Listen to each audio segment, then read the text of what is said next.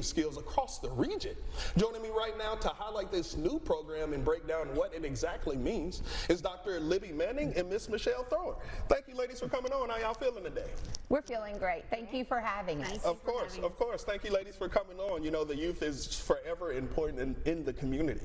With that being said, Dr. Manning, can you tell us what is this new initiative? Absolutely. Well, actually, it started about 2 years ago, probably.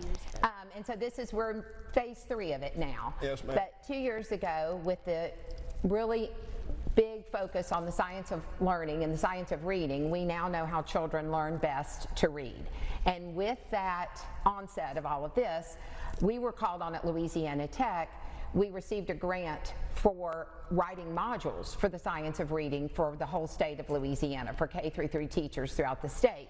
And so I was hired on to write the phonics module. I was selected to do that. And through that research and through my work trying to make sure I could find exactly the best scientifically aligned practices for teaching children foundational skills in the phonics area, I ran across a program called UFly, and it's the University of Florida Literacy Institute, and it is a phenomenal program. So I went to our laboratory school first. They were in search of trying to find something that would be aligned with the science of reading, and I said, I really think this is it. It is evidence-based, it's research-based, and they said, great, let's give that a try. Well, their scores increased from the beginning of the year on this DIBELS, which is this dynamic indicators of basic early literacy skills. that is given, we have lots of acronyms, that is given to K-3 students across the state. It's given 3 times a year, and A.E. Phillips's scores went way high from the beginning of the year to the middle. They saw significant growth. And so we then went to the district in January of that year, and we said, look, we know everybody is searching for a new way to make sure that we're meeting these criteria that are aligned to science of reading, and we feel like this is going to be a great approach. We've seen it work already. We would love to help you all implement it as well. Meanwhile, we're implementing all of this into our undergraduate and graduate methods classes, our practicum classes, and so we think it would be a great alignment. So Michelle was one of the ones that we were able to visit with about that. So we had gotten our data back in December. Yes, ma'am. From the middle of the year screener, and we didn't see huge gains. And so we knew then we needed to do something different. So it just all worked out. We saw it in action at A.E. Phillips, and just the way the program, the instructional methods used in the program were just phenomenal. So we agreed and started our partnership, and it's been fabulous. Yes, ma'am. So Dr. Don Schillinger was able to secure funding to be able to provide manuals and what we are calling sound walls to go into each of the classrooms. I believe we purchased 85 of those for K-2 teachers across the district. We initially started saying, could we just have maybe a couple of classrooms to try this? But then we were all like, no, we want all of the children to benefit. Yes, and so Dr. Schillinger, who is over the it's ELRI, Emergent Learning Research Institute, he was like, you know what, I think this is a fabulous project to put under this umbrella. Yeah. And so we provided the materials, but also the training. Louisiana Tech professors, as professors, we provided the training for the teachers as well. So it was just this really great alignment. Now we are doing walkthroughs to kind of help with implementation. So that was all of last year.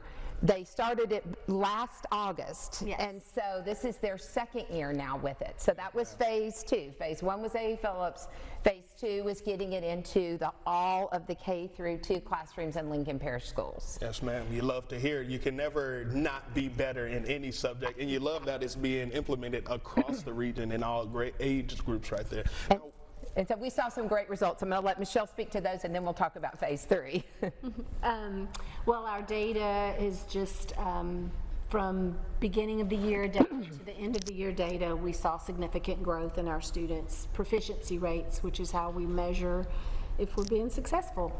And in this school year, when we compared our beginning of the year data last year, before we started UFly, to our beginning of the year data this year, we have really saw some strong gains and outperformed the state averages. So we were excited about that. Yes, ma'am. You love to hear it. What's one thing that you ladies are hoping that parents can take away from this program that they maybe didn't know for their young ones? Just the importance of a systematic, structured literacy program where children are getting simultaneous multisensory experiences. In other words, they're able to manipulate alphabet letters. They're able to use word work as an opportunity not just to read, but to learn to spell. That is a huge piece, the decoding and the encoding going hand in hand. That handwriting is definitely important, and it's something that is also emphasized here as well.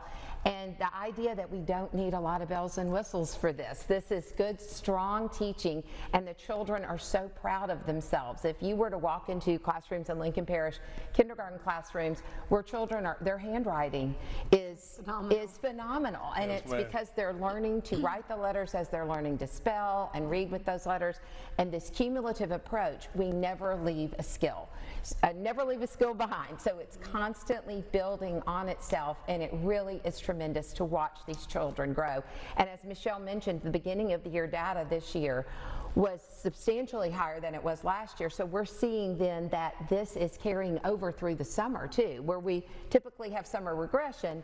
It wasn't nearly Right. as strong as, I mean, the data was so much stronger. It wasn't nearly as significant as it had been in the past. Nice. Love to hear it. Real quick, ladies, where can a parent go or anyone across the Arkansas region go to learn more information about this program? So maybe they could try implementing that on their own in their spare time with their children. Well, actually, UFly does have a free website that is accessible as far as different materials. Now, it's not their actual curriculum. Yes, ma'am. But they do have slides, they do have games, activities that anybody is free to download or also print and create for their students to work. So it's UFly Foundation's Toolbox.